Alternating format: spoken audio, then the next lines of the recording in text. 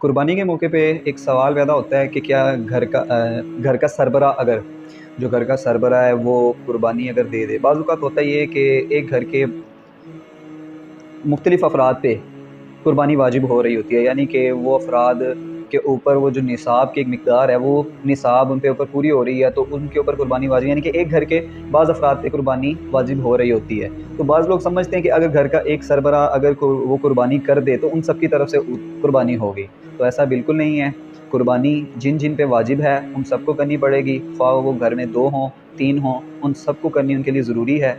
और अगर घर का सरबराह खाविंद है, बाप है, जो भी है, वो घर का सरबराह अगर बाकियों की तरफ से कुर्बानी कर दे अपने पैसों से और उनसे पैसे ना ले तो ऐसी सूरत में भी कुर्बानी हो जाएगी। लेकिन एक घर के सरबराह की तरफ से कुर्बानी करने से बाकियों के ऊपर से जो कुर्बानी उनके ऊपर जो वाजिब हो रही है वो नहीं उतरेगी।